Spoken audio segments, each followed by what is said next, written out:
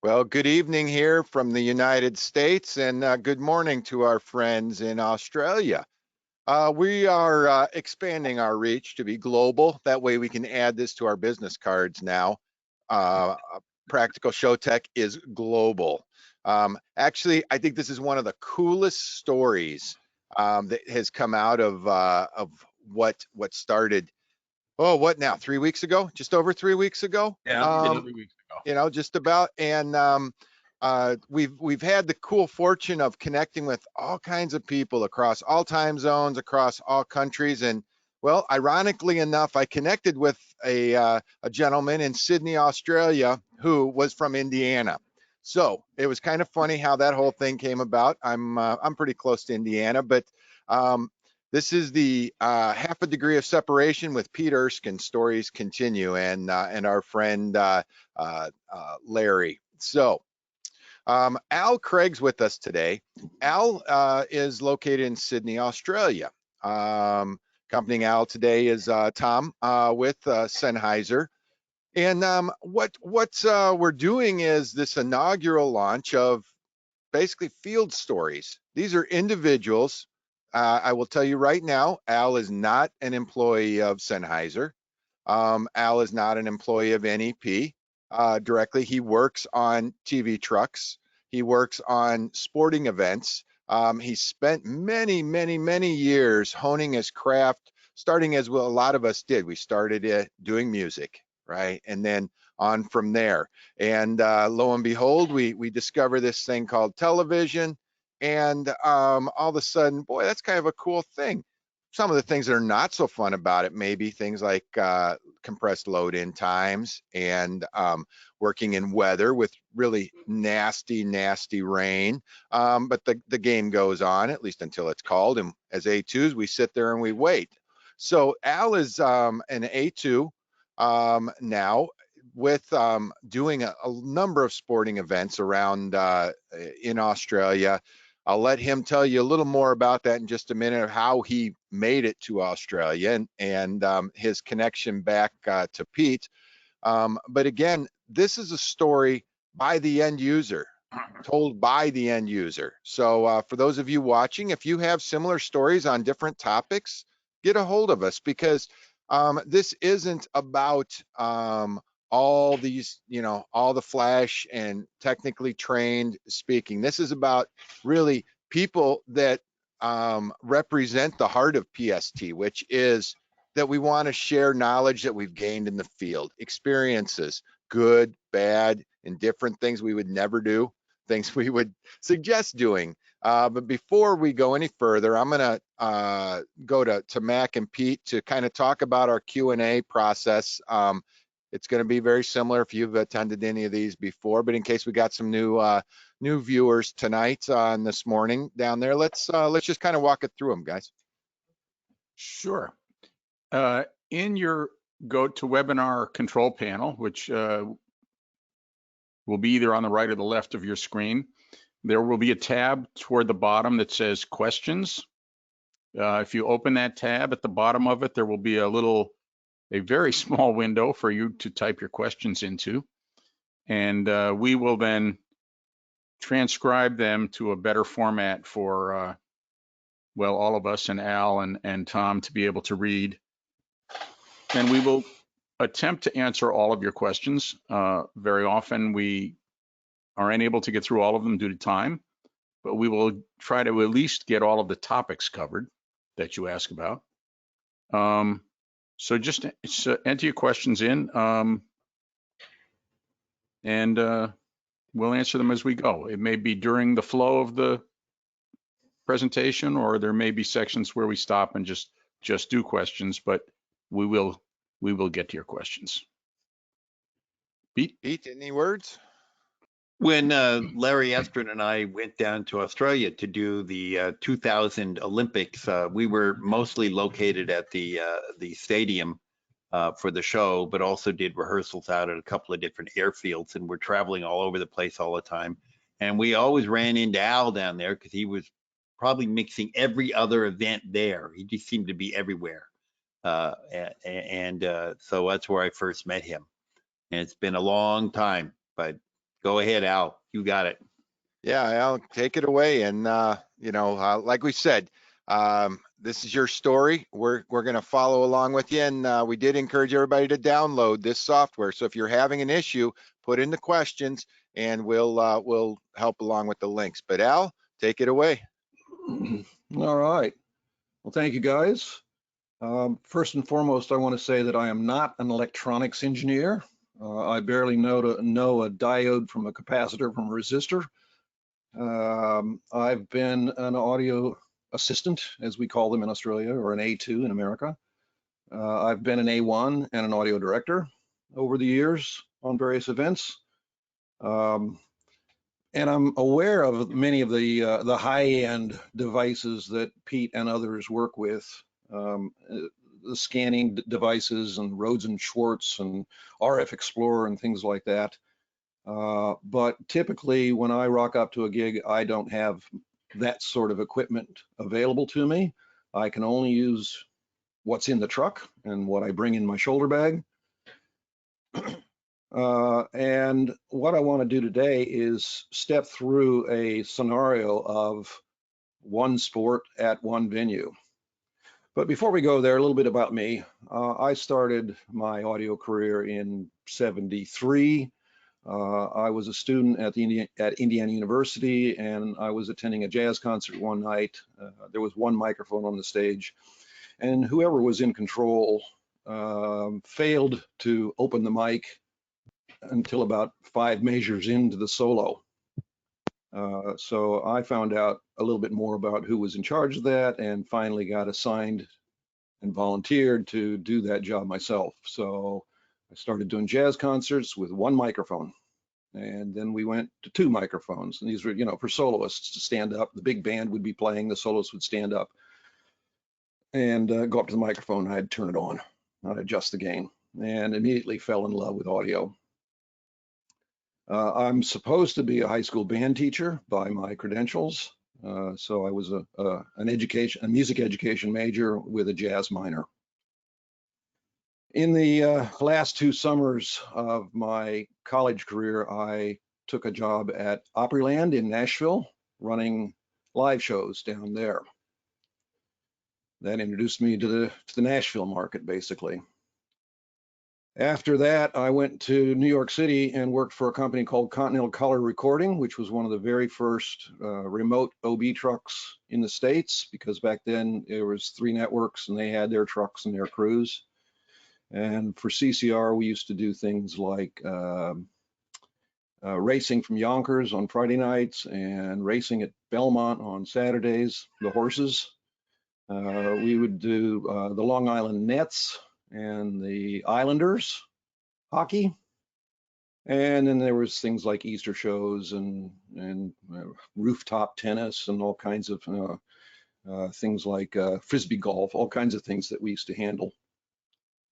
But my very first experience with a radio mic came in the form of this guy here. Somebody confirm for me that we can see the Vega on the screen. Oh, we can see that collector's item. Yeah. Memories are made of this. CCR was tasked with recording a young lady known as Susie Chaffee, who was a famous skier in America at the time, a gold medal winning skier. And the brief was she was going to be jogging through Central Park in the middle of winter, and myself, the cameraman, and a golf cart driver were going to be leading in front of her so she could say what it is she was promoting, something or advertising something or selling something. I don't even remember the content. So here we are. This was what was handed to me. I walked into the dressing room and I said, excuse me, Susie, I have to put this mic and pack on you. And she was wearing a one-piece gold lame catsuit. So you can imagine what a young man had to go through to put this mic on her and place the pack somewhere so that she could jog through Central Park. In addition to that, I had one of these on my lap, the proverbial Shure M67 4 inputs, 1 output. The output then went to a portable pneumatic recorder on the golf cart.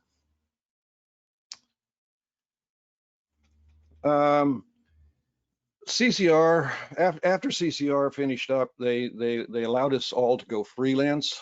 I decided I didn't want to go freelance in the New York market because I was kind of new and young and didn't feel right. So I moved back to Nashville and took up a job at the Exit Inn, which was a nightclub in Nashville, which featured international and national touring acts.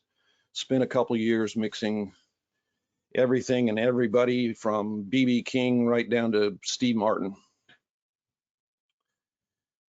During that time, we mixed a band called Blood, Sweat, and Tears, and several months later, they invited me to go out on the road, and I spent 2 years traveling the world with Blood, Sweat, and Tears as their front of house sound guy. When that finished up, I went to work for the Tennessee Performing Arts Center in Nashville as the head of audio. When that finished up, I went to work for a company called Mobile Audio. It was a 45-foot tractor trailer rig that was an audio only OB truck built by the Valley people. During that period, we were contracted by the Prince organization and were on call to show up at any Prince gig during the Purple Rain tour. We also did things like the Newport Jazz Festival and a few other concerts around the country. Soon after, the girl I had met while touring with Blood, Sweat, and Tears was Australian. She'd moved to the States. We got married. She tolerated Nashville for 8 years, but then decided she wanted to go back to Australia. And I gave in, as we do, and moved to Australia in 1988. I went to work for the Sydney Convention Center. I was the audio department, and over time, I was promoted all the way up to head of the audiovisual department. That job ended, and lo and behold, the Sydney 2000 games were coming to town, and I was hired as the audio designer for the Sydney 2000 games. My job was to create designs for every sport and where to place effects mics at every sport, and attend a lot of meetings and go to a lot of exhibition matches and trial things out. And fortunately, Audio-Technica was our principal mic supplier and were very, very helpful with R&D and providing me with sample gear that I could go do test recordings. After the Olympics left town, I jumped back into just being a freelancer. And in Australia, at the time, there was 2 principal suppliers of trucks and crew, being NEP, which is in fact a division of NEP out of Pittsburgh, and Gearhouse, now known as Gravity Media. So in Australia, our governing body is known as ACMA, the Australian Communications and Media Authority. Our available airspace down here is 520 megahertz to 694, but every city takes a chunk of that for DTV. Let me get to, one second here. And I have researched and made a little chart for myself that looks like this. So down the left-hand side, you can see our major cities, and across the page, you can see where their DTV channels are placed. So if, for example, I scroll down and I look at Gosford, where we're going to go later today, I look across and I see, okay, Gosford, I'm pretty well assured that I cannot put microphones between 610 and 673. But I really won't know till I get there and do a scan. But it gives me a starting point for planning if I want to do, say, an offline coordination in WSM prior to arriving at the event. Today we're going to focus on soccer. And this is something my my audio director, my A1, will have provided to us audio assistants in the days before we arrive at the venue. And in this case, the A1 would like 4 shotguns on radio mics on the opposite side of the field. And then the other shotguns scattered around the field are all on cable going into a central stage box, whether it's a Dallas, a Hydra, or a possible array of Lavo A mics. So based on this, I look at that and say, okay, on the far side of the field, I need to provide or I need to coordinate 4 Sennheiser SKP 2000, what we call butt plugs, attached to long shotguns and short shotguns in blimps, sitting on turtle stands, sitting on the grass on the ground. In the upper right-hand corner, you can see up in commentary, which is where I usually work. I've got to install 2 Paradiso commentary units, put out some crowd mics, build a little hosting studio with 4 lapels and 4 passive IFBs, and then provide for the sideline 4 radio handhelds, 4 radio IFBs, 4 SKP 2000s, and 2 radio lapels for coaches or players.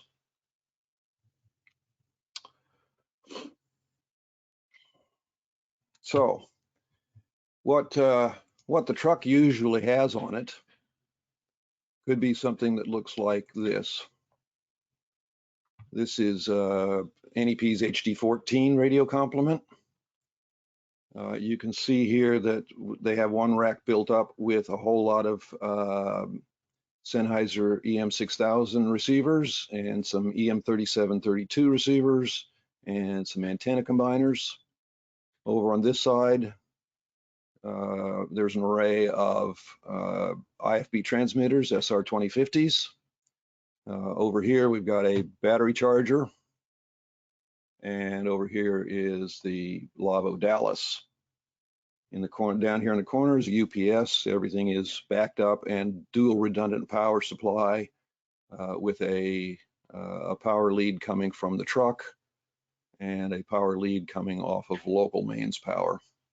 And on top of the rack is my, not my laptop, this is the NEP laptop that is provided with this gear.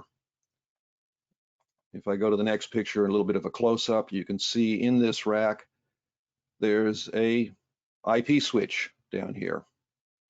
And all of these devices are connected to that switch. And the yellow cable goes to the back of the rack and then gets cross-patched into this switch. So all of these devices, including the battery charger, are all on a network. You can see a drawer here, a rack drawer. That's where the computer lives. So I set out the equipment. I put out my antennas. I fire up the laptop. I do other things in amongst while I'm doing all of this. And when I find myself ready, I sit down on the laptop and run WSM. So let's jump into running WSM. A second here, launch the program. And the first thing you get hit with is version 4466. And if I were connected to a switch that is active with current firmware, current software, this screen would get populated with those devices. Now, they don't come up in the order that they're in the rack. They tend to come up by which device shook hands with the computer first. So the screen may not be laid out in an arrangement that makes sense or is logical for me. So the very first thing I would have done, would I go to channel And there's a command there's called channel sorting. If I clicked on that, I would get a fresh screen. And I then go to each device and hold down the sync button for about 2 seconds. The screen slowly gets populated. The display on the device itself shows that it is sorted. It gives you a prompt that says sorted. And I go through each device and usually from top to bottom, left to right. And my screen then becomes populated with the devices in a logical order. Unfortunately, I'm not connected to an active rack, so I can't show you that. What I would like to do, though, is go through some of these file commands up at the top here. The first one being file. Here you can create new configurations, open configurations, save configurations. We'll come back to that once we've built a configuration. We'll save it, and then we'll talk about how to recall it. There's a message log that is running in the background, which can be handy. Down in the lower right-hand corner of the system window, you can see it's already starting to accumulate messages for me. And if something goes wrong, I'll get a prompt. The actual messages tab flashes red, and you can come over here and get a sense of what happened at that specific time. The next command window is view. You've got checkboxes for turning on your system window and turning it off.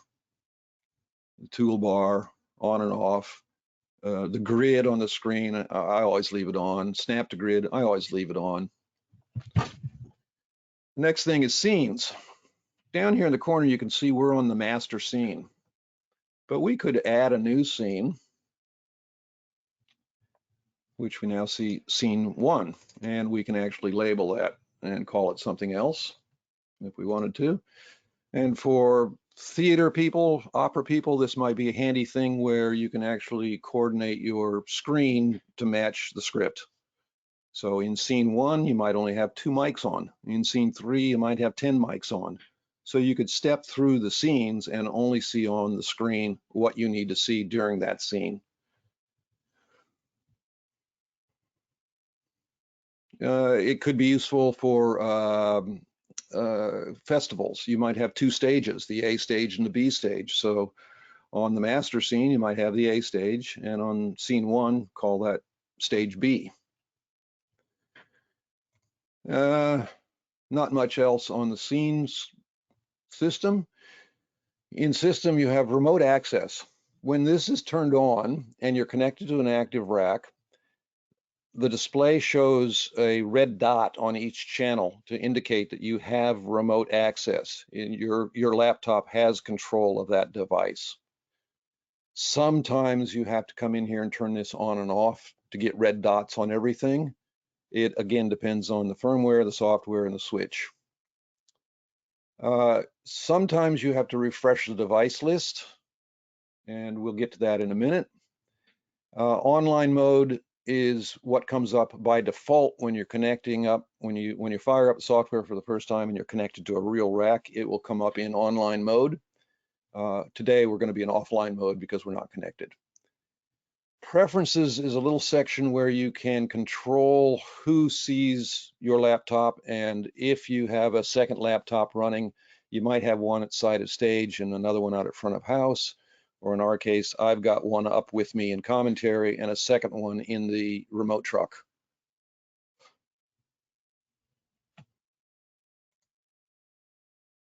And there's a little bit of Dante mapping going on here if your devices are Dante compatible, but typically we let our IT people do all the Dante mapping. Languages, you got 3 to choose from. Channels, we looked at channel sorting before. Frequency manager, you have 2 versions of coordinating. There's easy setup and professional setup, which we'll talk about soon. In applications, there is a little section here called stationary devices where you could import a device definition file. Now, this is getting a little bit high end, but in my case, I have a whole lot of device definition files that I've collected over time. Most are related to the versions. And I have a special one called the NEP custom device definition that we will see later. Just helps a little bit with me and my NEP equipment. Okay, if there's no immediate questions, let's go to devices. So in the system window and in several other places up here, I like to right-click, add a device. So because this is soccer, what I need is 4 radio hand mics using the digital EM6000 receiver. I need 2 digital lapel packs for coaches and players, and I need 4 analog EM3732s to do my butt plugs, and a single SR2050 to do my IFB. So I start with the EM6000 and I add 3 of these to the right side. I go to my 3732-2 and add 2 of those. Whoops, one too many. Delete that one, sorry folks. That one, and add one 2050 IEM. Then I choose next and next. And at this point, I'm looking at these devices as if they just came out of their cardboard box from the factory. So if I clicked on any device, I get a whole lot of options for the properties of how to set that box up for the first time. But in all honesty, I'm usually connecting to a live rack that's been used the day before or the week before, and whoever configured that rack has probably set most of these properties correctly.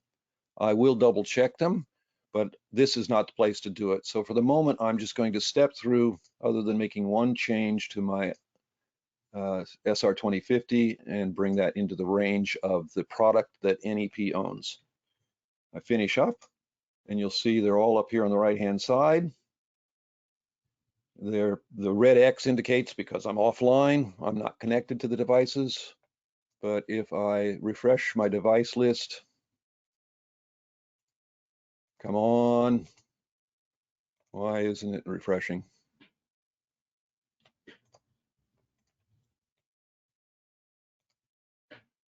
Well, this is annoying.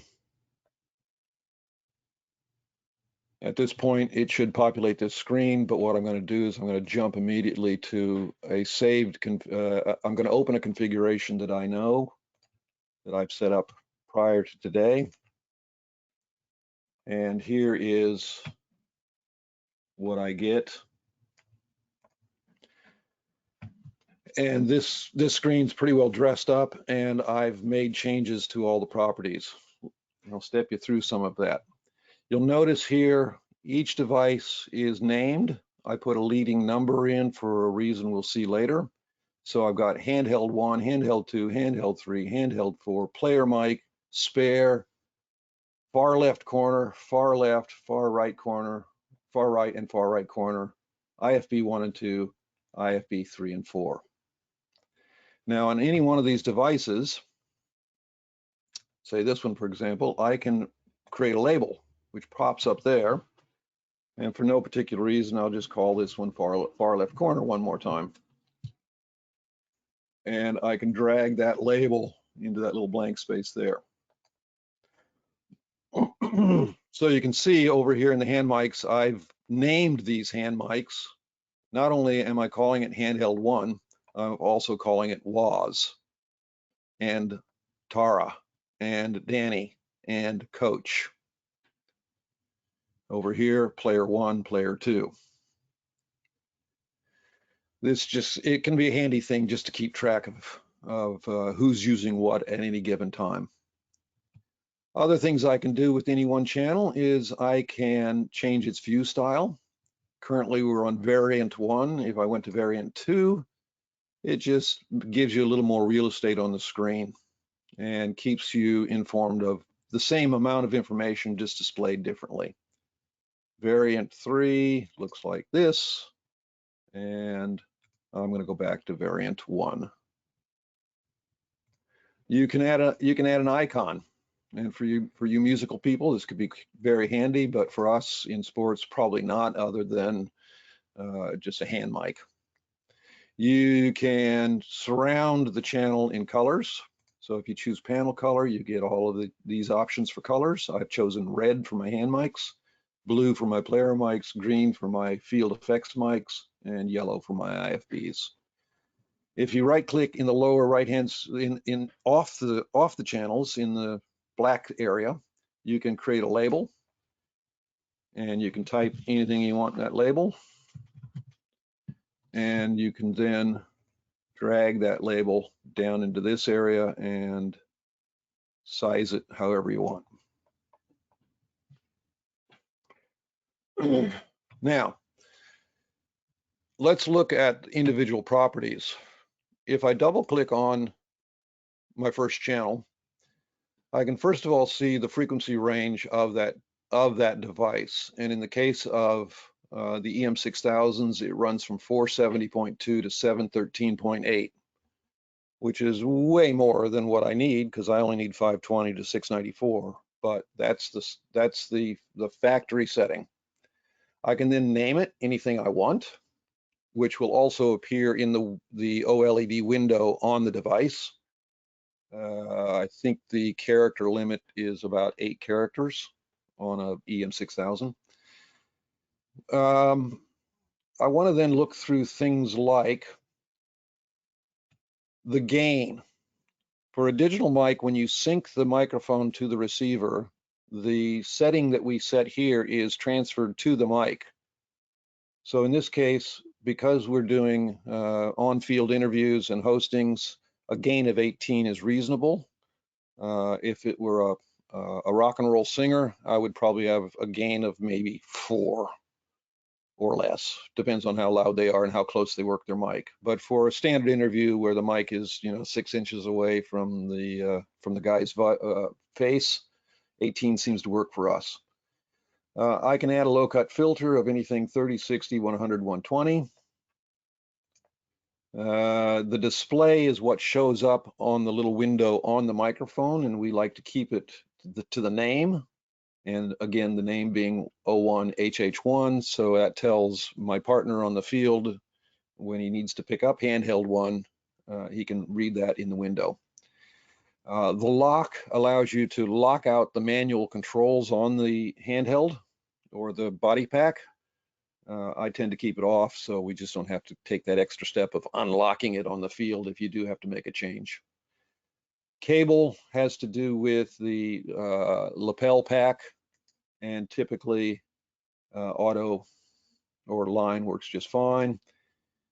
A power LED is the little blue light on the end of the hand mic that shows you that it's powered up. We leave ours on for sports, but if you were doing a stage presentation, you'd probably want to turn it off so that little blue light doesn't show up on camera. RF power, you have 2 choices, either standard or low.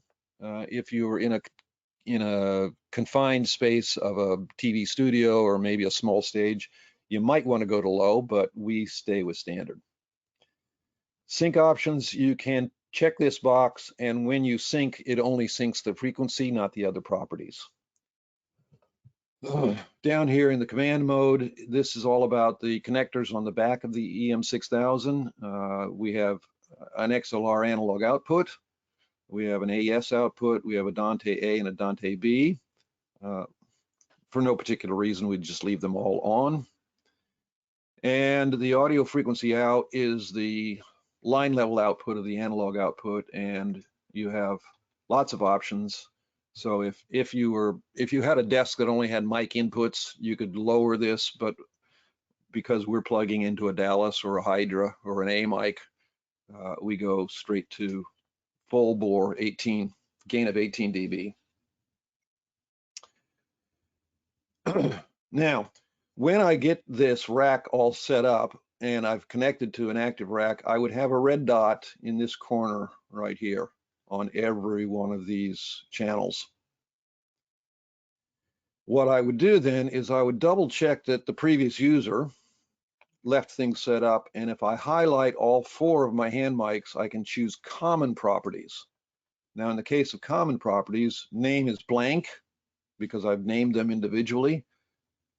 but I want to just make sure that everything, the gains are all set at 18, the low cuts set at 80, the display is name, and my audio, my AF out is set at 18. So I'm very happy that the hand mics are all set identically.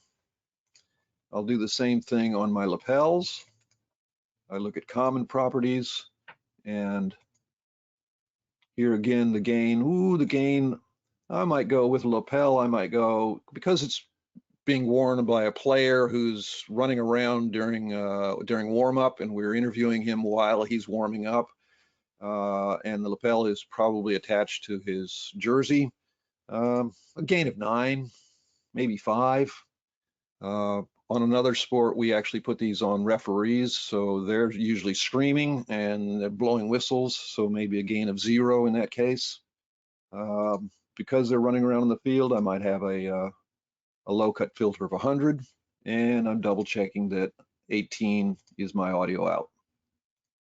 Now on the 3732s, we have some common properties, but because the 3732s don't transmit transmitter settings to the hand mics or to the butt plugs when you sync them, there's fewer choices here. Again, name isn't going to be changed because we've done that individually. We're going to display the name. We're not going to set the squelch at this point in time because we'll let the coordination process do that. Lock mode is off, and the AF out is also at 18. And over on the IFB side of things, we have common properties. We could adjust the 5-band equalizer. The mode is stereo because we put up we run 4 channels into the 2050, and then the IFB packs we put in focus mode, and focus number 1 left, number 2 right, number 3 left, number 4 right. So it's in stereo mode. Not much else you really need to do down here because everything else you'd probably do on the packs themselves. So that's kind of how I set up my home screen. I don't always color them. I don't always put labels on them, but this is basically how I want to watch the show. Granted, it's not a large count of mics, unlike a musical theater where you might have 40 mics on stage, or Eurovision where you've got 250 mics on stage.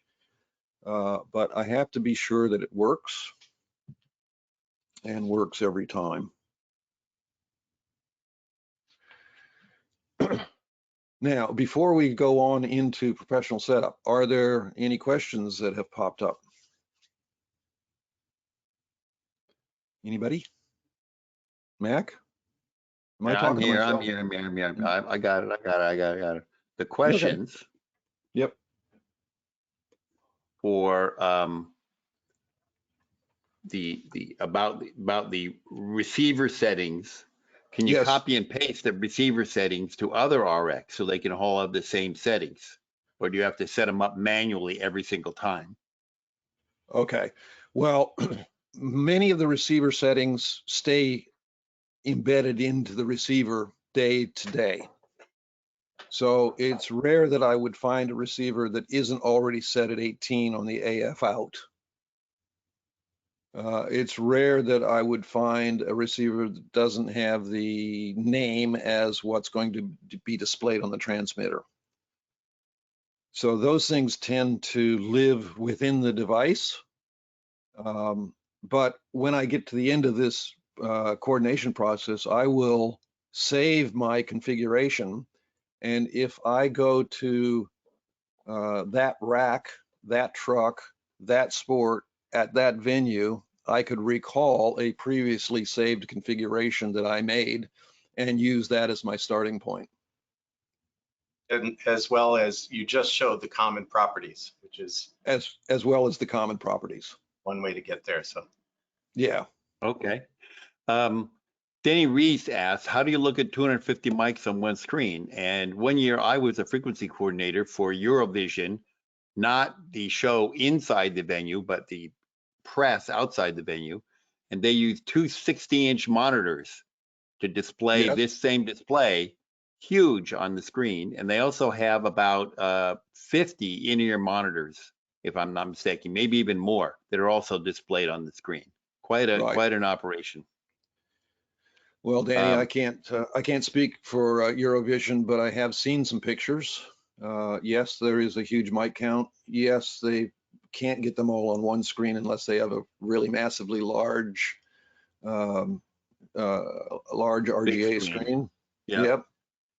And again, using scenes, you can spread things out. So you could have across the bottom here, you could have a scene per singer, or a scene per country, and just step through those as required. Mick Teague wants to know, would you do a save here necessarily? Or save often, save all the time? I could save this if I wanted to, if I like this as some sort of starting point or something to take home and practice. Sure.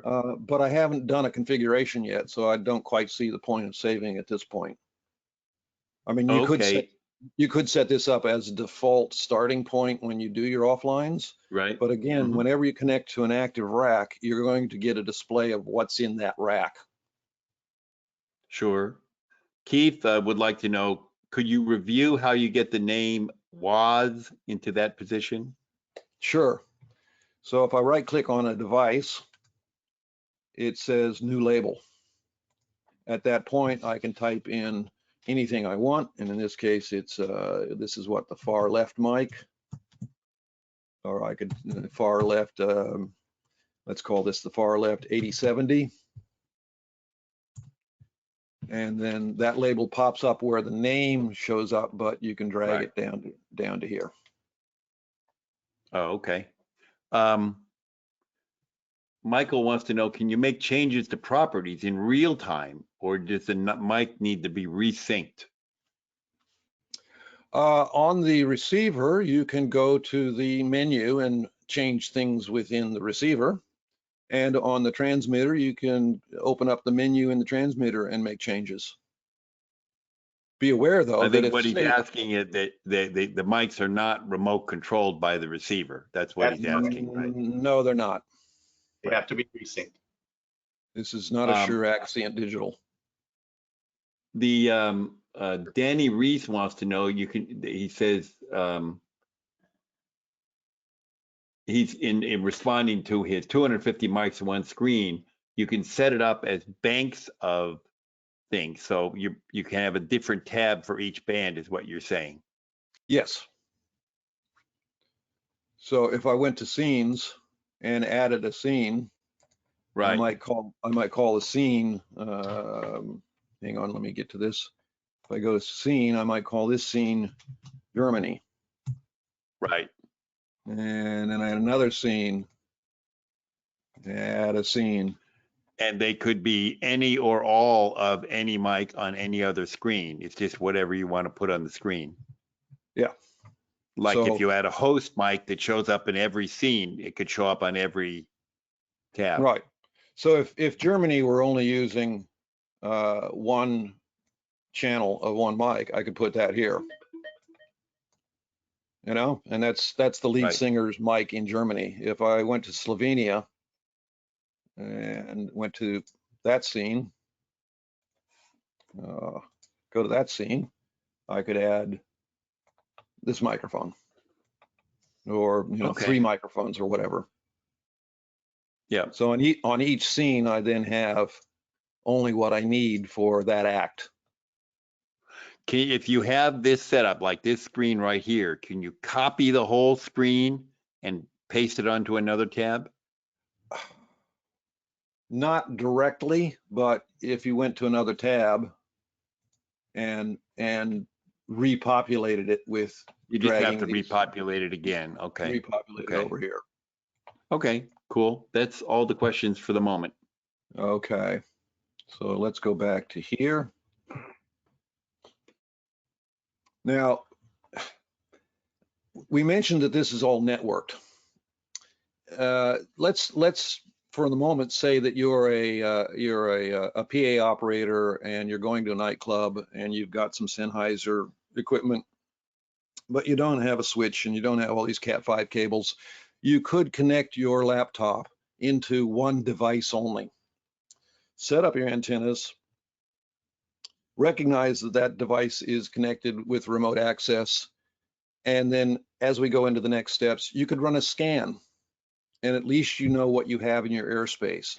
This is the thing, you don't need an RF Explorer particularly. You don't need a Rode and Schwartz scanning tool to understand what's in your venue. You may want to do some research with the FCC or with ACMA or with your local community television stations to find out where DTV in that city is being broadcast so you know what to avoid. But with a laptop and one piece of Cat5 cable, you can connect into a receiver and do a scan.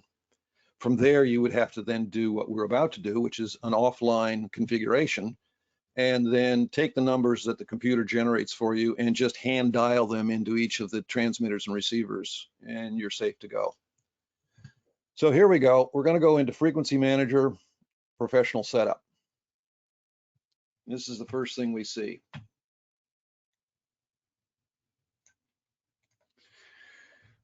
Now, first thing you need to notice is that in the lower left-hand corner, there's this little toggle switch that turns off the lower pane, but more quickly, the escape key on your keyboard does the same thing. So I now have a list of my receiving devices and 2 transmitters. The leading number has helped me keep them alphanumerically in order, just for a sense of my logic. If you double click on the first receiver, you get a window that's telling you things like, this is a 6000. It happens to be in the NEP digital range of 470 to 713. It's going to be paired with an SK6000 hand mic, and NEP also has 6212s. And you then have to choose its frequency range. So Sennheiser has provided us with frequency ranges around the world. And in our case, Australia is known as A5 to A8. But what I've done is named that in my device definition file as NEP digital mics 550 to 638. And by default, that's the only one that's the first one that comes up. So no changes really need to be made on this page.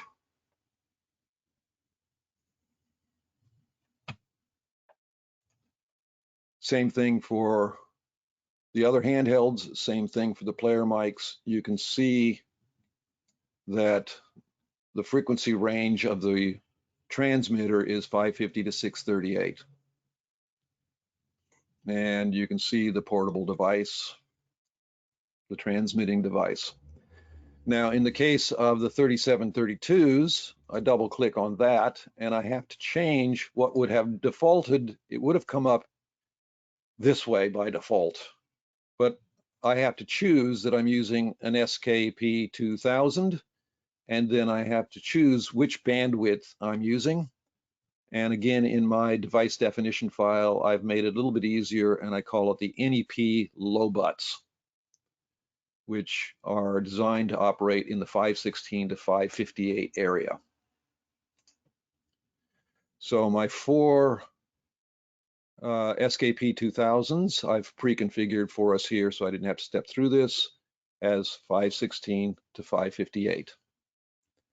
And because I connected, when I connect to an active rack of 2050, it recognizes the supplied frequency within that rack, and here in Australia or here with NEP, Sennheiser has sold us devices that run 626 to 698, which was the original frequency, and now that we're band limited, it's 626 to 694. And it will recognize either one of those racks. So as a result, I get a lower screen that looks like this. Sorry, I've got to tilt my screen a little bit. So down here at the bottom, that's the EM3732 receiver. By default, it's in the L band, and it's running from 470 to 638. The next one up is the EM6000. It's running 470.2 to 713.8. I get a black bubble that is telling me this is my SKP 2000 NEP low butt, and that's its available frequency range. There's my digital hand mics and lapels, and then up here is my IFB transmitter and my IFB receivers.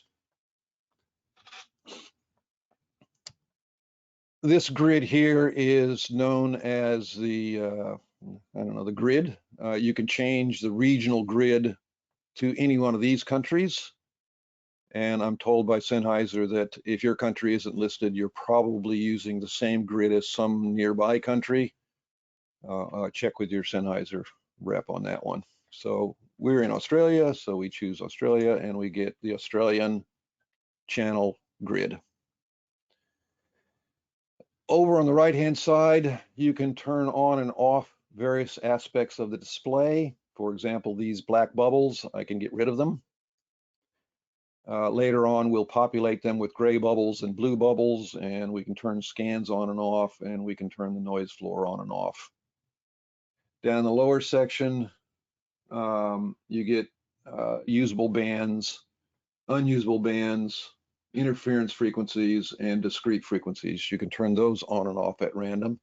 And up at the top, you can turn on and off the various colors for the types of devices you've got. So once I have set everything on the top here correctly, and it doesn't take very long, it's a matter of learning where and practicing this offline, learning what this stuff does. Once you know what it does, it's usually quite simple to, all you have to do is change one or two things.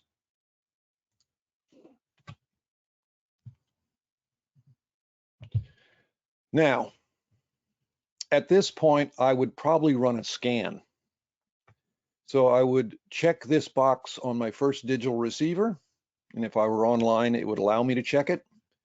And then I would go to this little grayed out area that you can barely see that would be brighter when I'm online, and it says start frequency scan.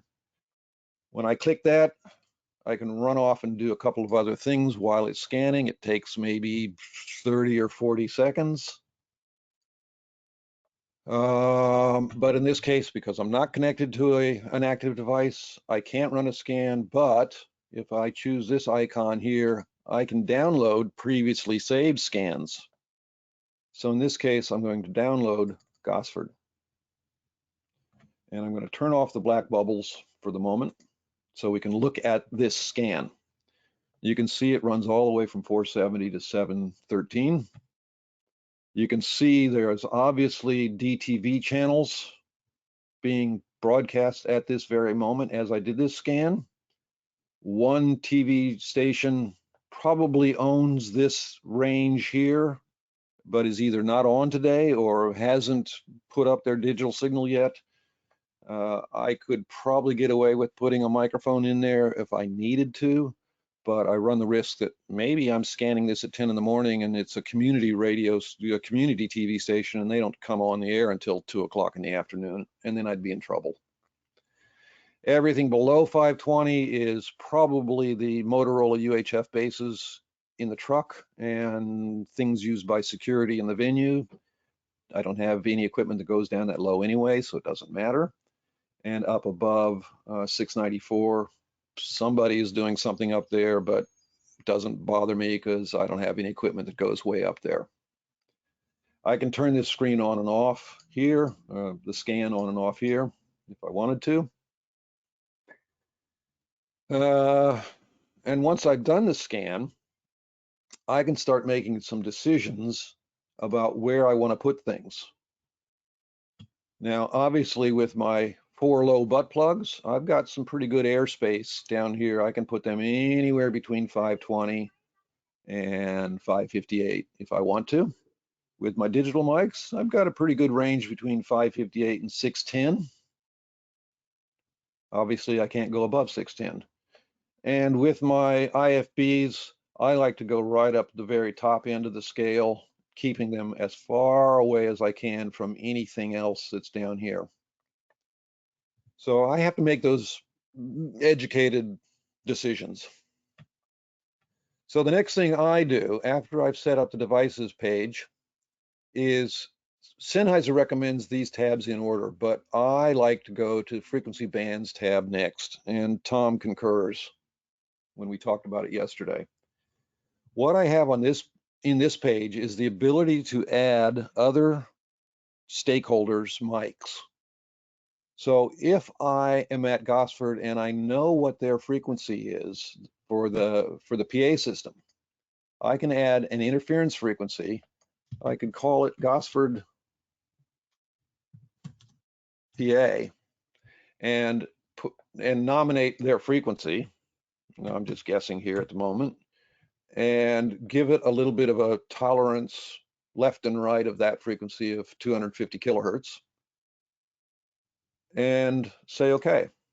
So I now have put a line on the screen that you can see here at 560, so that when I get around to coordinating, the computer will take that into account and give me an intermod free and coordinated frequency that avoids their frequency.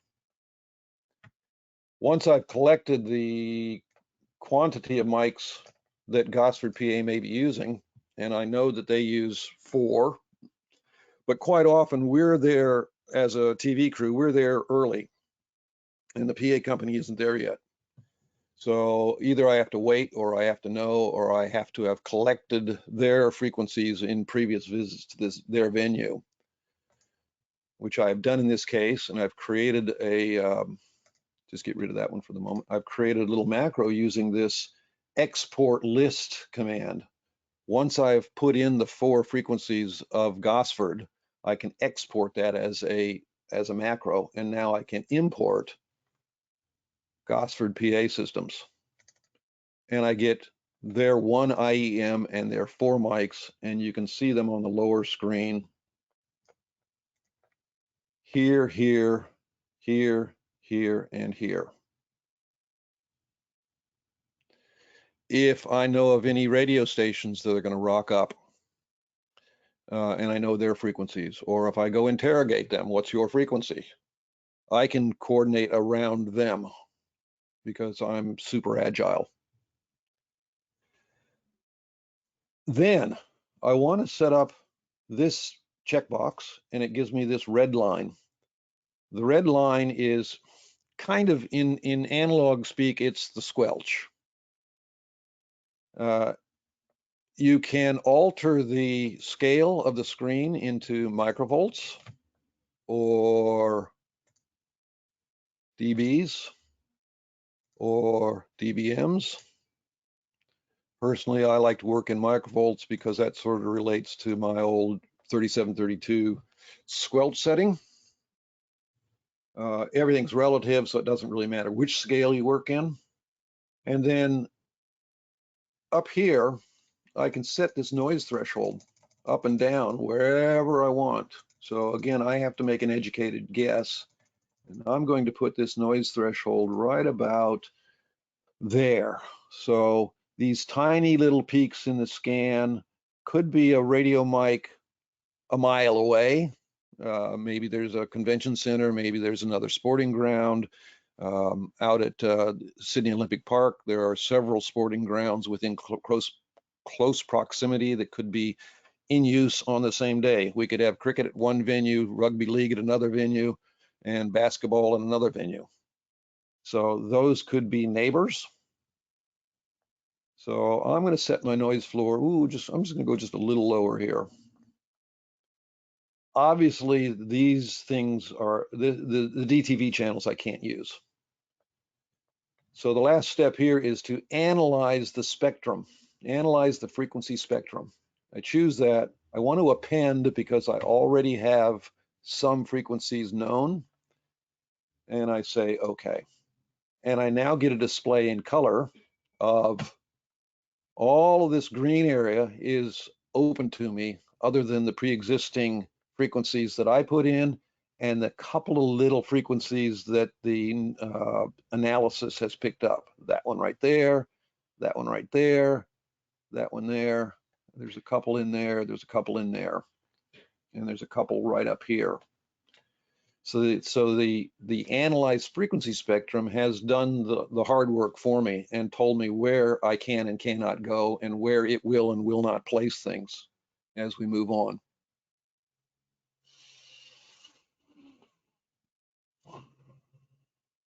Okay, and here again, where some of these on-off checkboxes are kind of handy, you can turn things on and off here, but we don't need to go there.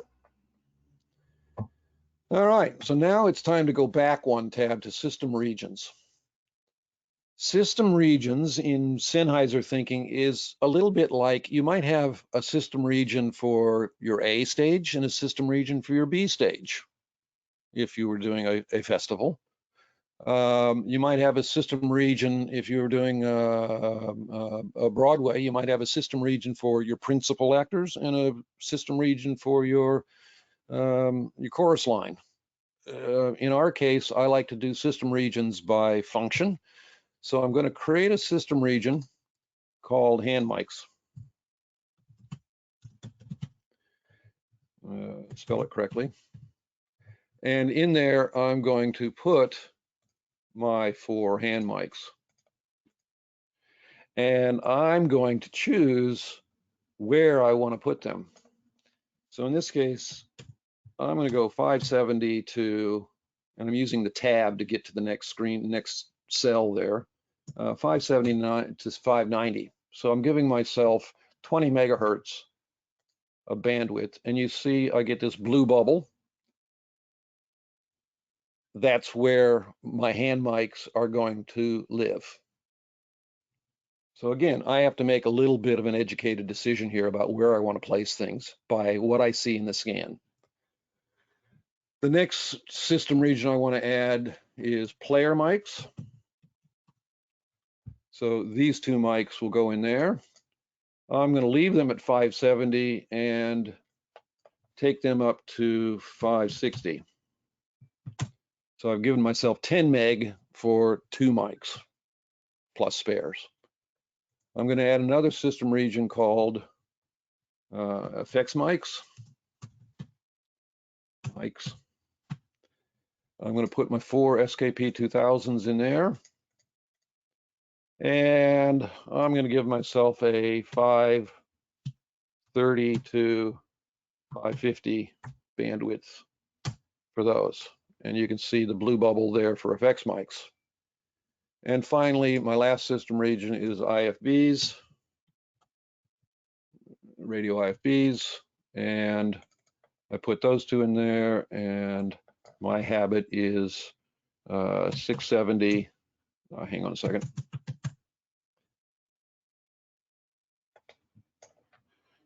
670 to 693. I could go to 694, but I don't like to live on the very edge of what I'm allowed, so I go 693. And there's the blue bubble for where my IFB is going to live. At this point, I turn off the black bubbles, and I just sit back for a moment and take a look at that and say, does that make sense? Is that logical? Is that going to work for me? In this case, I say yes. Let's move on. So the next tab is called spare groups. Just think of it as spares. And again, you have to create your spare groups. So I like to go to little letters and say hand mic spares, hand spares. And because we've created a region known as hand mics, all the 6000s of the hand mics are bundled together. I can choose them all at once, and I want 4 spares. Now at this point, the display gives me a gray bubble that shows me the original full frequency band of the hand mics 550 to 638, but the reality is the spares will only land within the area of the blue bubble, the system region that we created. So in a way, the gray bubble's a little bit deceiving, and straight away I just turn it off. I want another spare group for my effects mics. So I call this effects spares. And I put my SKP 2000s in there, and I want 4 of those. For no particular reason, I could ask for 6, I could ask for 2. I want another spare group known as players. Player spares. I put those in there, I put those in there, and I'm going to ask for 4. And then finally, a spare group called IFB spares. Got to scroll down to find them. Put those in there and ask for 4.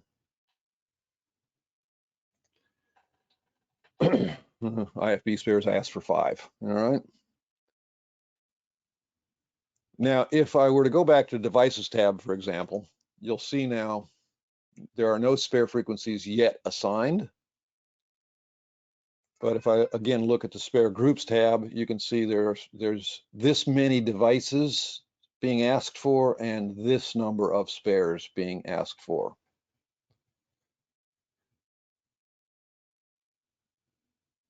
At this point, I've done just about everything I can do logically.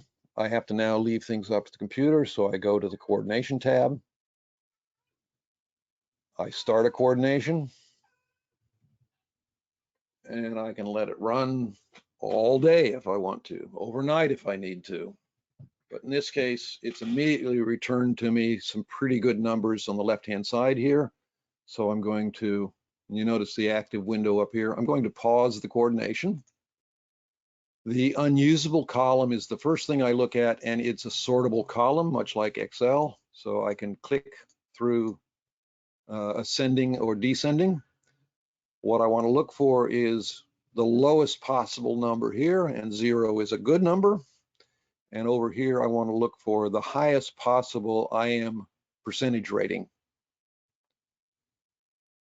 I can then choose any one of these, and if you watch while I choose them, what happens on the lower screen? Things move around a little bit. Where it's going to assign these coordinated frequencies move around a little bit. I can once again make a little bit of an educated decision. I kind of like that one only because the hand mics are landing pretty much directly in the middle of that range. The player mics are scattered throughout their range. The effects mics are scattered throughout their range, and the radio IFBs are all sort of stuck up towards the upper end of that range. I kind of like the looks of that one. So I'm going to go with that, even though it's only a 62%er. Anything above 40% is acceptable. So from here, I go to the allocation tab. Now, everything on the right-hand side of the screen here will now appear on the left-hand side of the screen. All of that data, all of that computation stuff appears on the left-hand side of the screen. And you'll notice that over here on the right-hand side of the screen, all of the devices that I've asked for and all the spares are waiting with this little symbol that's known as frequency target. And everything's italicized and everything is at the default frequency of wherever that device was set the last time it was used, or in this case, it came fresh out of the factory, out of the cardboard box. So everything's sitting at 470.2. So over here, I can choose any one of these devices. And you see they're all color coded too by analog, digital, and IFB. I could drag and drop any one of these over to here. But that's a bit cumbersome. So I can choose this command called allocate automatically. And when I do that, everything on the left-hand side disappears and is actually now populated on the right-hand side. You can see by the icon that this is an allocated frequency. You can see grayed out that the first handheld will be 580.0. And if I scroll up and down, you can see everything there. But that's only now within the laptop. I haven't put these frequencies on the devices. So I choose this command called send to connected devices. And even though we're not connected today, it'll still run this routine, and it gives you a prompt about where it's going to set the squelch for the analog devices. You go, yeah, I'm okay, I'm happy with that. Boom. And now everything that was grayed out before is solid black up through here. And if we bailed out of this for the moment and went over here and looked at this, you see handheld 1 is at 580. Handheld 4 is at 581,950. If we go back to professional and go back to the allocate tab, that's exactly what it says here. Couple of questions. Go. How do you manually force the software to exclude a dubious TV channel measurement? Well, Do you manually, do you just right click on the channel and change it into a DTV channel? What do you do? okay. If you, when you scan, it's obvious where the DTVs are. If you don't know where the DTVs are, Let's say there was nothing showing there, that supposed station that might show up somewhere, and you decided to exclude it anyway, even though it didn't show on your scan. How would you manually exclude it?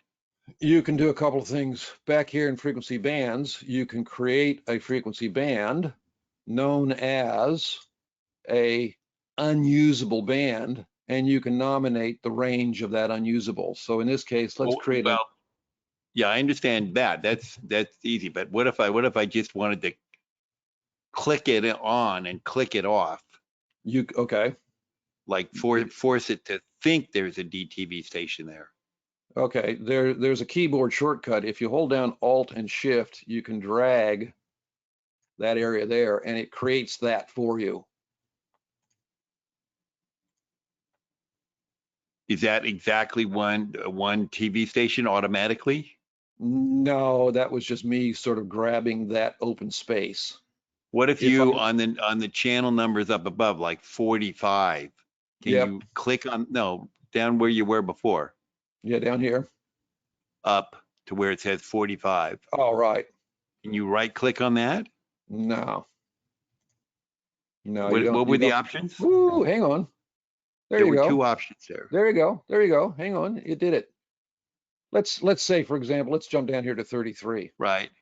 If I double click on 33, it gives me at a frequency band that is in this case, I want to call it. Took that whole channel. Okay, cool. It took the channel 561 to 568, and it's created a blocked frequency. Got it. That makes sense. I already worked my way around that because I set my system regions up around channel 33. Right.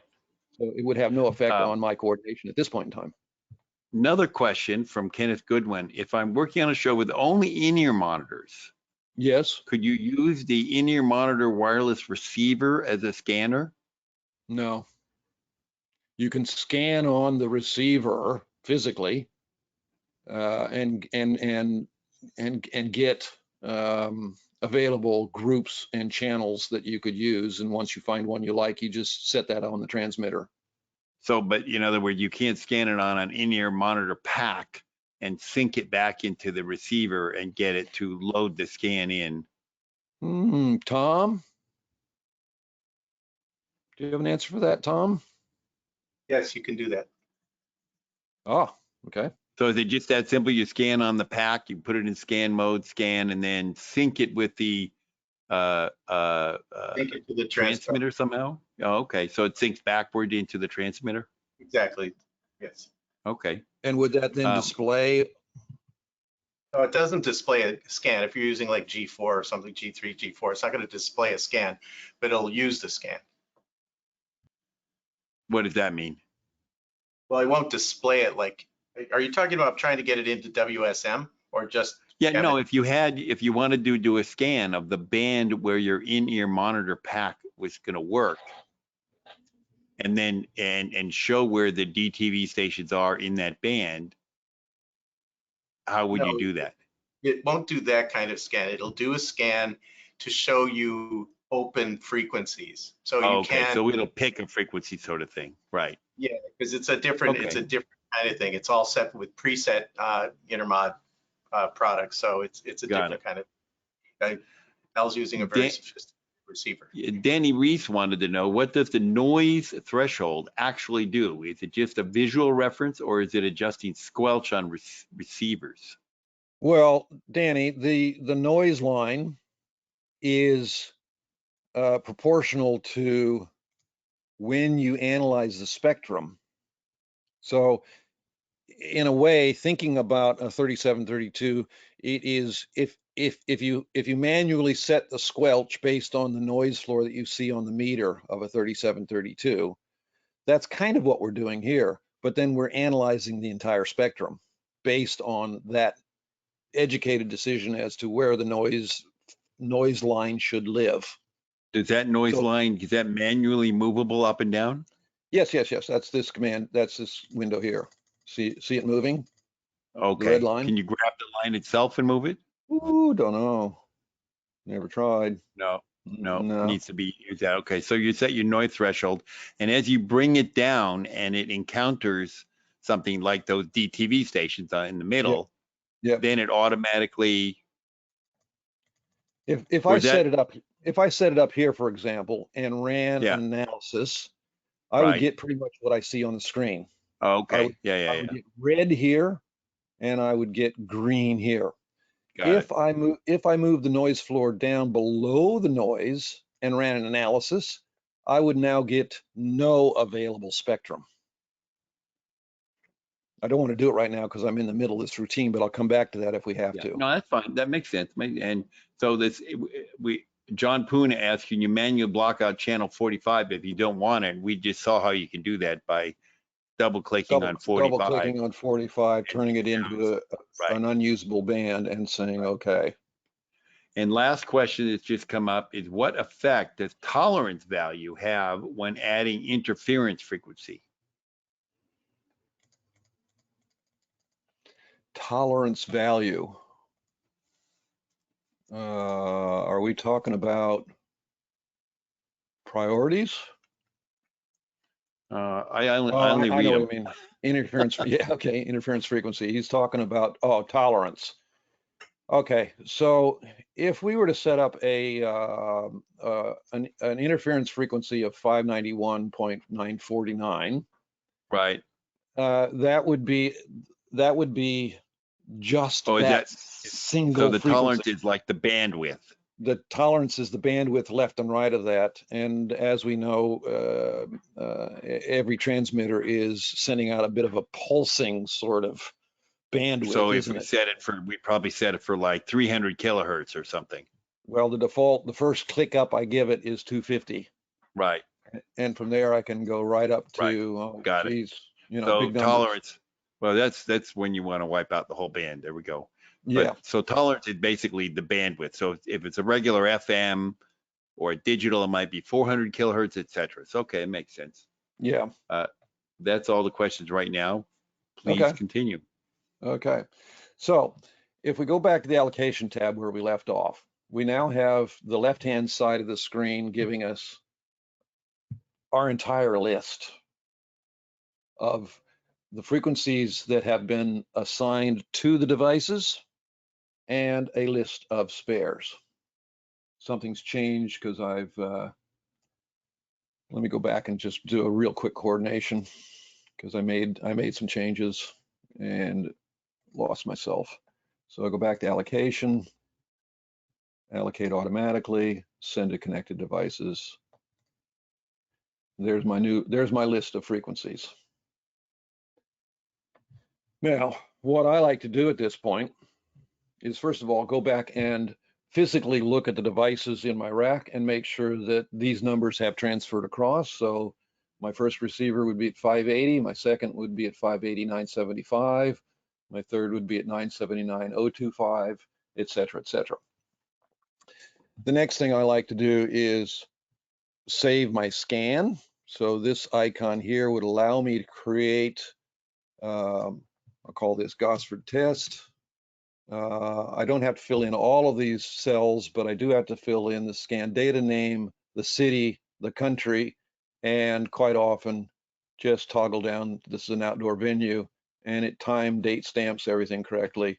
And it will most likely throw the scan into the correct folder, or I can change this and save it off to a memory stick or put it somewhere else on the laptop.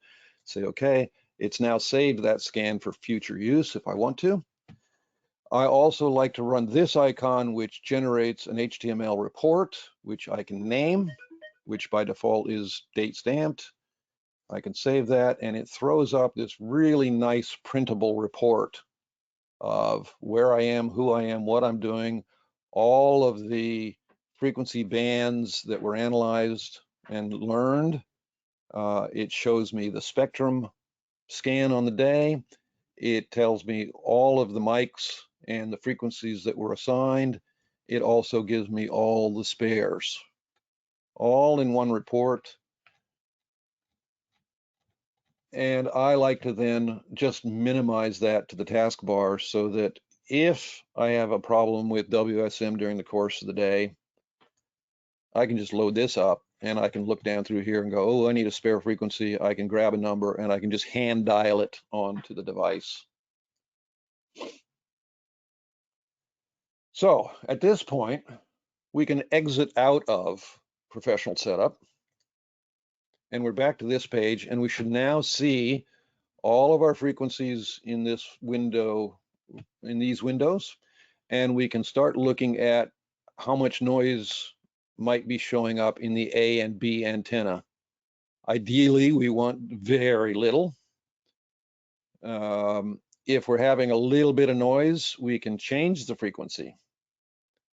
Or if we get into the show and the A1 reports that there's something not quite right with handheld one, you can right click on this device, on this channel, go to properties, and you now have this life buoy here. And the green prompt says spare frequency available. If I click on that, I now get the 4 frequencies that I asked for when I created spare groups. Those are all coordinated. Those are all ready to go. They're not used anywhere else. So let's say we're not happy with channel 1 580.0. So let's move to, oh, let's just go to the 583.9. Set that on there, say yes, and you'll see that change to 583.9. Either resync on the infrared window, or if the mic is already on the sideline and my receive rack is up in commentary, ask my sideline associate to physically change it to 583.9. If for some reason I'm not happy with that frequency, I can do that all once again. I can go here and I can say, okay, we're going to go to 582.925. I'm going to set that, and this one's changed. And if, for example, I want to go back to the original frequency, even though it's grayed out here, I can choose that and say yes, and it's back to 580. Likewise, because my digital hand mics and my digital lapels all operate within the same A5 to A8 Australia range, I've asked for 4 here, but I've also asked for, how many player mics did I ask for? I've also asked for 4 there. So across, no, cancel. So across these 6 receivers, I actually have 8 spares I could choose from. Same thing applies with the butt plugs. If I go to properties, I go to the life buoy, I've got 4 spares. Same thing with the IFBs. If I go to properties and I go to the life buoy, I've got 5 spares. that is probably the one thing I like the most about WSM, is the fact that, sure, I can decide frequencies on the face of the device. I can do a scan on the 3732s. I can do a scan on the EM6000s on the device itself. I can find clear channels, but in the heat of the moment during the show, if I have to go to a spare without having done WSM, I'm just guessing. With the EM6000, it's a pretty easy guess, because you can so tightly pack the digitals, I could just go 0.500 above and have the next frequency and look at it and say, let's use that one. But with the analog devices, that makes me nervous. And I don't like to go on air with my fingers crossed. So I now have a very confident way of selecting spares if I run into problems. If, say, some field reporter, some E&G crew shows up at the last minute and steps all over my frequency, I don't have to go chase them down and get them to change. I can just go to another frequency quite comfortably. Now, once we get to this point, the show's running and everything's working good, I can save this configuration. So I go File, Save Configuration As. I'm going to name this Webinar Demo 2, and I'm going to enter that, and I can save that off to a memory stick and take that home with me and load it up on another laptop on another day on another show. The problem I run into, though, often with our trucks is that every truck might have a slightly different complement of kit. Some trucks have assortments of 3732s and 6000s. Some only have 3732s. Frankly, it's a nice thing to think that you could take an existing show to your next show if you have the same truck, the same equipment, doing the same sport in the same venue, and you trust your previous coordination. But I find that I can run this entire routine in under 20 minutes from once I've set up my antennas and have my network working and I connect. 20 minutes later, I can have a coordinated system. And I feel confident that I've done a scan on that day, because last week's scan might be different. I might have a scan that's a year old and things may have changed.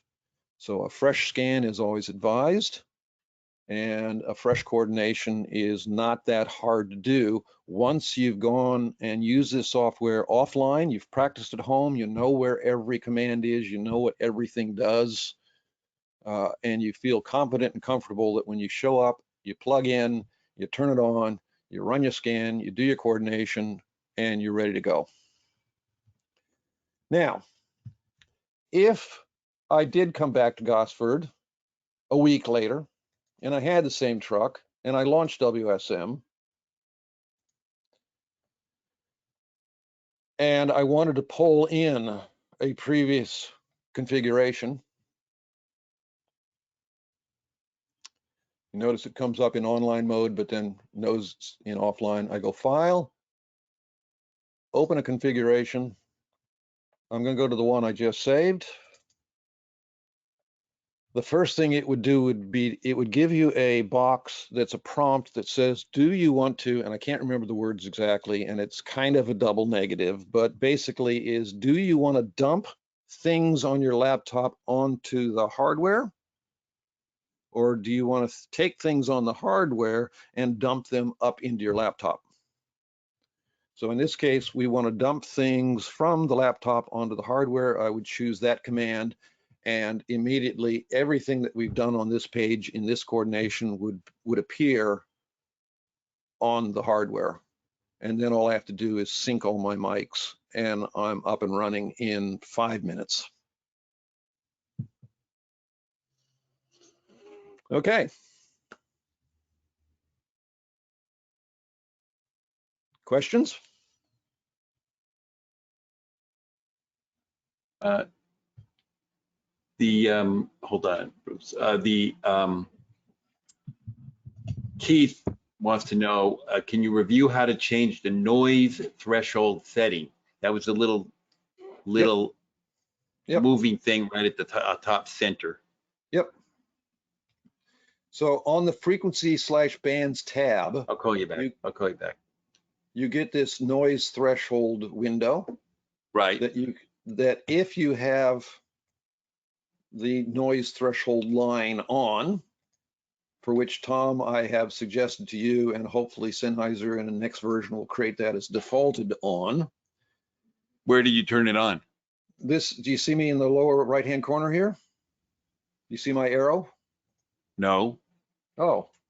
Oh, you mean the That's- check marks? Okay, the check Yeah, marks. Yeah, I got check it. I mark. got it. Okay, right. Yeah. You know, in Australia we call that a tick I box. got it. Yep. So And then in that's- the middle, you change the level. and then up here you change the level.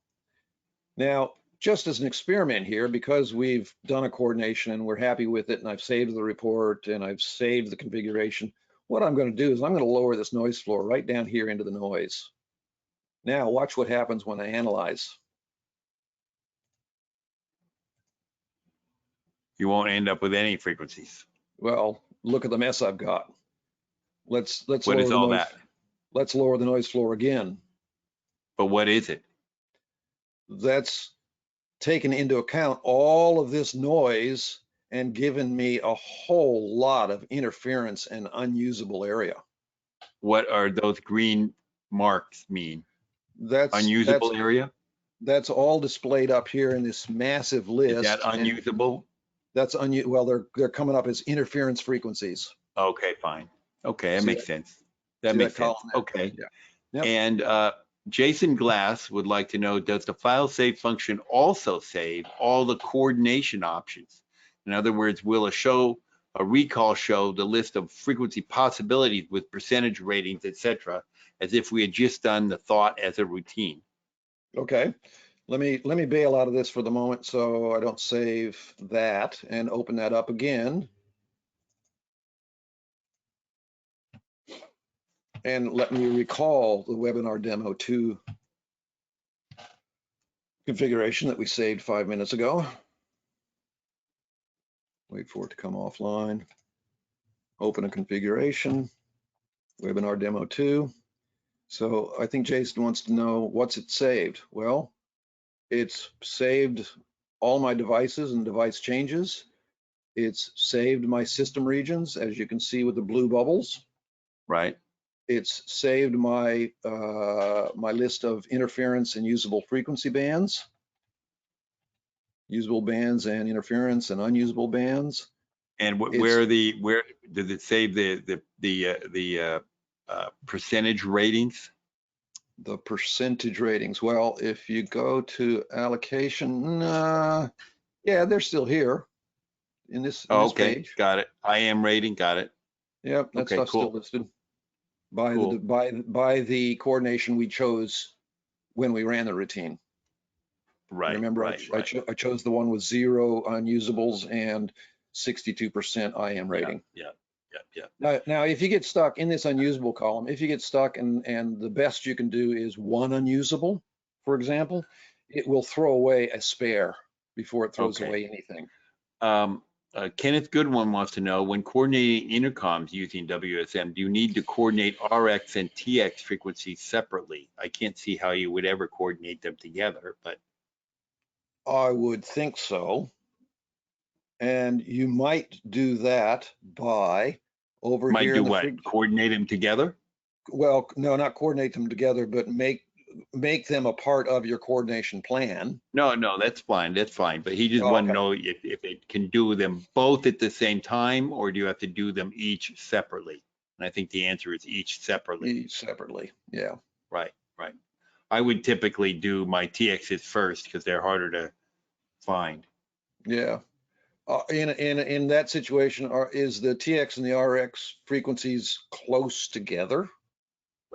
Not usually, because they're usually most any piece of equipment I've ever seen, like BTRs, there are at Yeah. least a couple of TV channels between them, so they're not close together. Yeah. No, okay. Okay, that's it. That's all those questions. You go ahead. Okay. That's kind of it for me.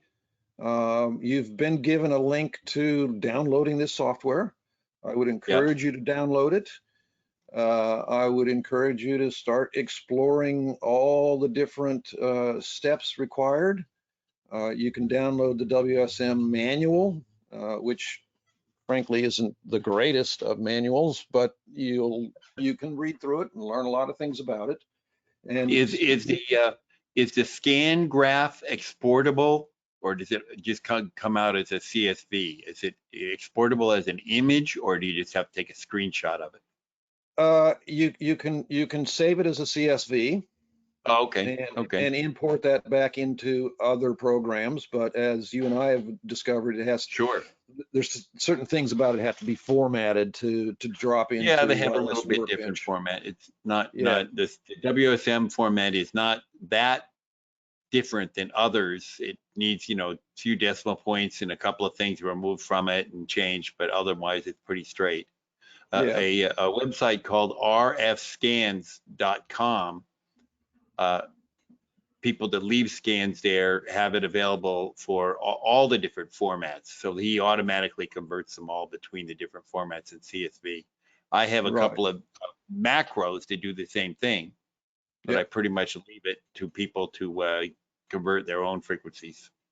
Right. And if I went to a venue 3 days before with my little RF Explorer device, I could do a scan out in the middle of the field and Sure. then bring that CSV file back into and have it displayed here with a little bit of format changing.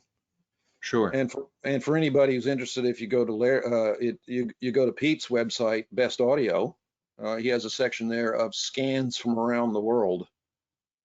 So if you find yourself in a position, quite a lot of them, just a few years I got from about a year ago, I think you sent them from me, but they're on there as well.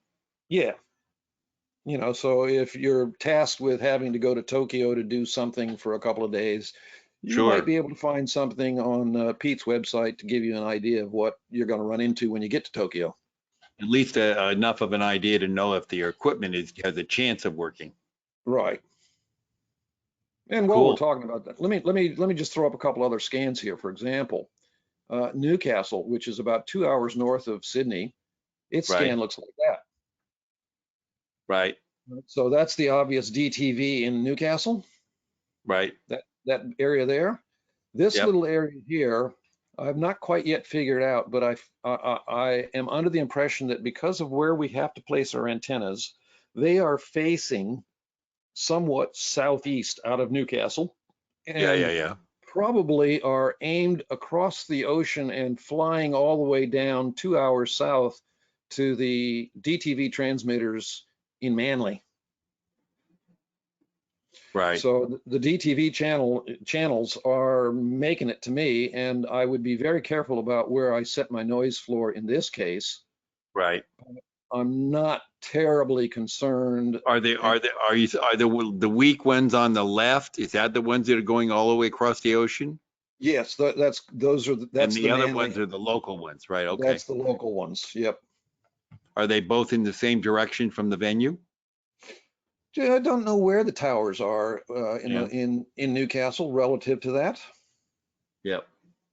But obviously I cannot use anything from 578 to 610. But I would probably be able to get away with anything from 520 to 570 safely. Yep. But I'd be certainly okay. looking Well, at several people have come on and said it's been a great presentation, brilliant. Thanks, very helpful. Thanks, good stuff. Was really appreciated. Good. I'm glad I could be a help. Oh, definitely. And my email was listed on the beginning page. Let's go ahead and pull that up, Pete. I'm going to put that on. You got that? All right. Yep, got it.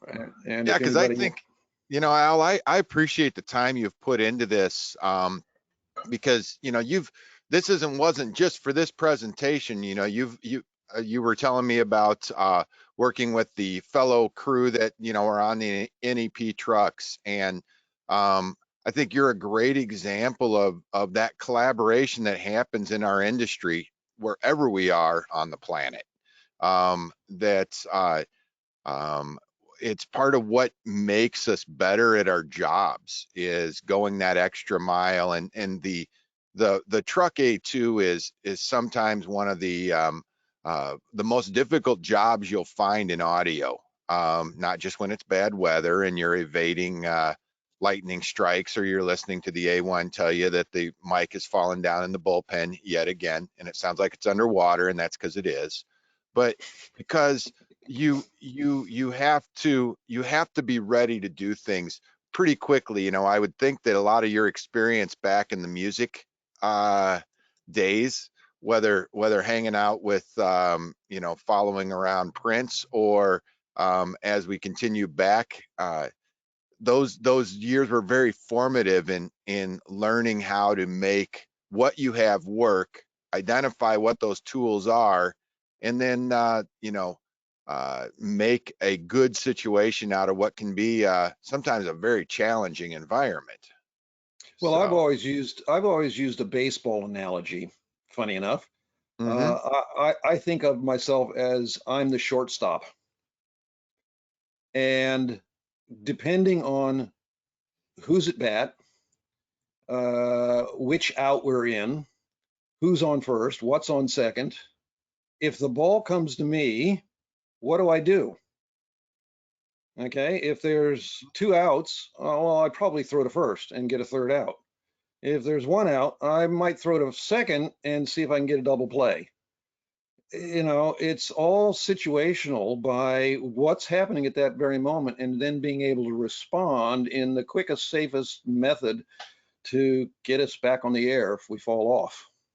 Right, right. And these tools, and you know, and I appreciate, Tom, you being on, because I think that helps to further cement, you know, the importance of the manufacturers understand the role that these software programs play in our day-to-day, you know, work. And they are important tools. They're worth that investment.